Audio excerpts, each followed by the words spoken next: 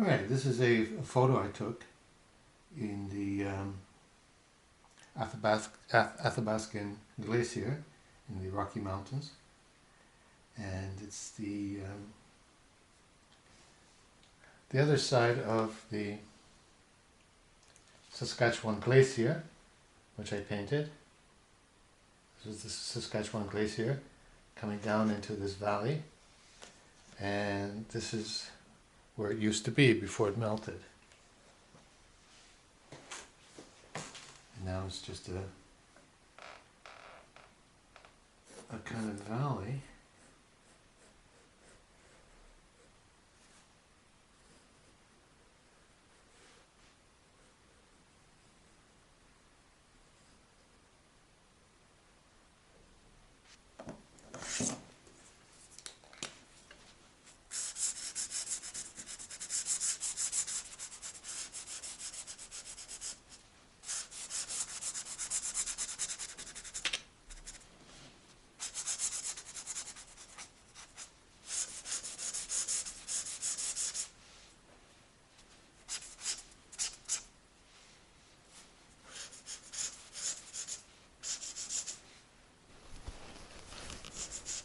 Saskatchewan Glacier, Alberta.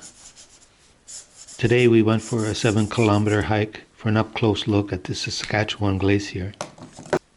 It can't be seen from the highway, and yet it is the largest glacier in the Canadian Rockies and basically forms the bottom or southern part of the Columbian icefield, of which the Athabascan Glacier, more famous and some 30 kilometers north, is also part. We hiked over a ridge off the highway and came back down on an alluvial fan of gravel which the receding glacier has left. Walking among stunted trees and bushes that grabbed at our lower legs, it was a kilometer or so before the glacier came into view, a large white tongue pushing down into the valley between two mountains. The glacier itself was some 4 kilometers off, and so we started walking toward our goal over this rocky terrain. Occasionally we came across cairns or piles of rocks. One of these mysterious markers had a crudely built cross on the top. Another one was decorated with tiny fossilized bones. All this added to the weirdness we felt, and which other tourists must have felt about entering that lonely valley.